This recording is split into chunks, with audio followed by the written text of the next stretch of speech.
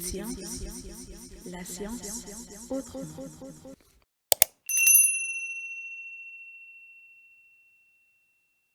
Salam, salam les gars, j'espère que vous allez bien. Voilà, on va revenir sur l'ancien format. Tey moom dama xawoon ñàkk jot, vous le savez, juste avec les devoirs zonaux.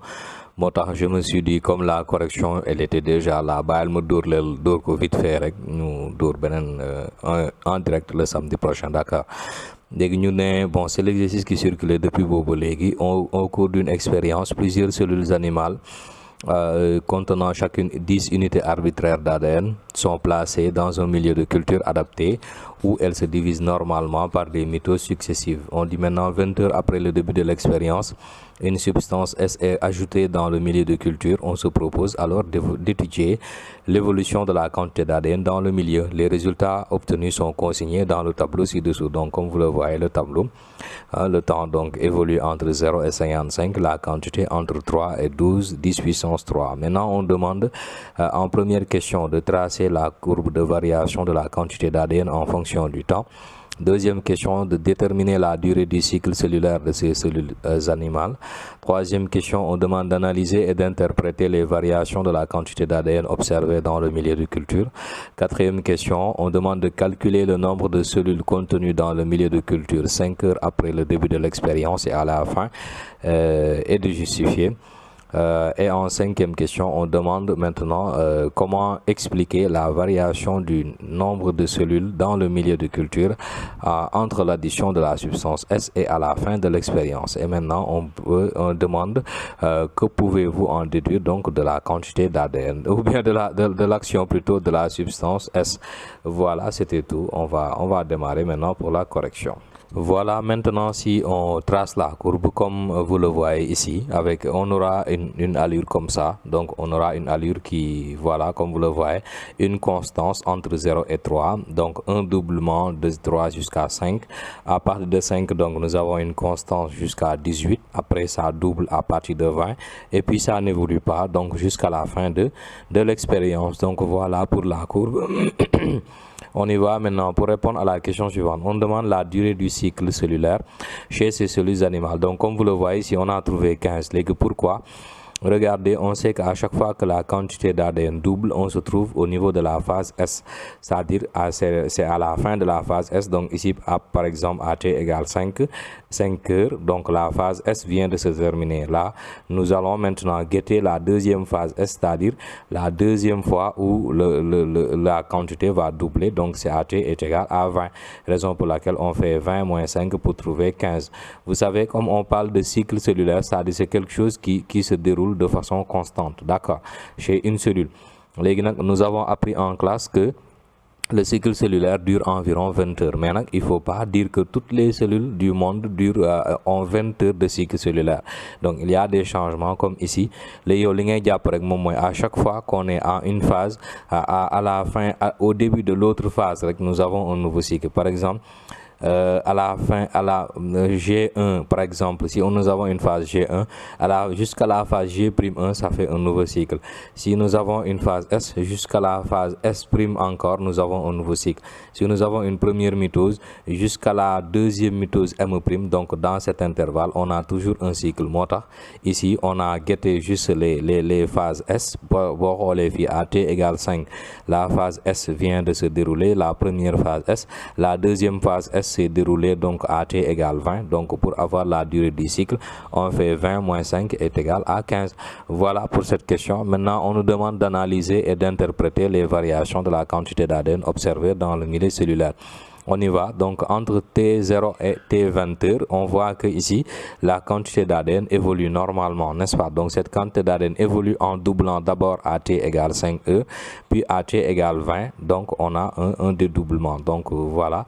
Et l'interprétation, donc on va dire que le cycle cellulaire se déroule normalement parce que dans la norme des choses, donc le cycle on doit avoir une quantité qui évolue toujours donc de façon, voilà, comme ça, en doublant. Donc donc à la fin de chaque, entre chaque cycle, quoi, à la fin de chaque phase S, d'accord.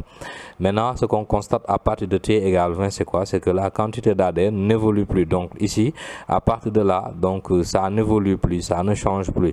En principe, donc entre T5, comme vous le voyez, jusqu'à T20, donc à la fin de 20, donc ici, si on ajoute 15, c'est-à-dire à 35, on devait avoir un dédoublement ici, n'est-ce pas?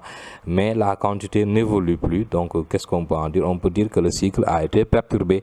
Donc le cycle est perturbé et actuellement ne se déroule plus normalement. D'accord. Voilà, maintenant on va répondre à la question numéro 4. On nous demande de calculer le nombre de cellules contenues dans le milieu de culture 5 heures après le début de l'expérience et à la fin. Maintenant ici, comme vous le voyez, AT égale 5, comme on l'explique. La quantité d'ADN présente ici, c'est 6 10 puissance 3. Maintenant, normalement, dans chaque cellule, on a 10 unités arbitraires. Mais si on remarque bien, à T égale 5, la quantité vient juste de doubler. Donc, on vient juste de terminer la phase S, comme on te l'explique. Si on termine la phase S, maintenant, il faut qu'on atteigne la mitose pour qu'il y ait une répartition encore à nouveau de la quantité d'ADN. Mais à la fin de la phase S, dans la même cellule, il y a 2 N ou bien il y a 2 Q, je ne sais pas comment vous l'avez appelé dans vos cahiers. En tout cas, nous avons une quantité double à l'intérieur de la cellule. Donc, chaque cellule contient actuellement, à la phase AT égale 5, chaque cellule contient 20 unités arbitraires, n'est-ce pas? Donc là, ce qu'on va faire, on va tout juste diviser la quantité d'ADN présente dans le milieu, c'est-à-dire 6 10 puissance 3, par maintenant la quantité d'ADN contenue dans chaque cellule actuellement, c'est-à-dire 20, et on trouve 300 cellules. Maintenant, à la fin, c'est pas très compliqué, la quantité d'ADN n'a pas doublé. Donc cela veut dire qu'à partir de t égale 20, les cellules ne se sont plus divisées. Donc elles ne se sont pas divisées depuis t égale 20. Donc cela est ici, nous sommes actuellement à 12 plutôt, 10 puissance 3 unités arbitraires. Donc chaque cellule contient 10 unités arbitraires. Donc on va diviser tout simplement pour avoir 1200 cellules actuellement, donc à la fin de l'expérience. D'accord. Bien, maintenant on va répondre à la dernière question. On demande comment expliquer la variation du nombre de cellules dans le milieu de culture entre l'addition de la substance et la fin de l'expérience et le mode d'action de la substance S. Maintenant, si on remarque bien, comme on l'a calculé tout à l'heure, ici il y a 1200 cellules actuellement. Et ces 1200 cellules-là ne changent pas, c'est un nombre qui n'évolue pas. Donc, raison pour laquelle on nous dit que à part de t égale 20, la quantité d'ADN n'évolue plus et le nombre de cellules aussi n'évolue pas. Donc, on a toujours 1200 cellules jusqu'à la fin de l'expérience. Maintenant, ce qu'on peut en dire, c'est quoi? C'est que, en tout cas, la substance S a été à l'origine de cette modification parce que à partir de t égale 20, on l'a ajouté et on voit que tout est perturbé, n'est-ce pas? Donc, c'est la substance S en fait qui l'a causé. Comment la substance a fait? Donc ici, la substance peut avoir fait deux choses. Soit la substance a bloqué le cycle, c'est parce que la substance ici, en tout cas, il bloque le cycle cellulaire, n'est-ce pas? Ou plutôt elle, la substance S bloque le cycle cellulaire. Maintenant, fan la koy bloquer, soit mën ko bloquer au début de l'interface, c'est-à-dire au tout début de l'interface pendant la phase G1. Donc juste au début de la phase G1, la substance agit en bloquant donc le cycle cellulaire. Comme aussi la substance peut aller donc jusqu'à la fin de cette phase G1. En tout cas, à part de là, on voit que la quantité ne double plus. Comme la quantité ne double plus, donc il n'y a plus de phase S. Donc la substance peut intervenir aussi à la fin de la phase G1. Donc G1 au début de la phase S, donc là du coup la cellule ne peut plus non seulement doubler sa quantité d'ADN, mais elle ne peut plus aussi effectuer de mitose, raison pour laquelle la quantité d'ADN ne change pas et le nombre de cellules ne change pas également. Voilà, c'était tout les amis, j'espère que la vidéo va vous aider. Voilà, donc on se donne rendez-vous à bientôt, donc le samedi prochain pour une nouvelle émission. Mais entre temps, d'ici là, vous aurez d'autres vidéos comme d'habitude. Allez, jaajëf.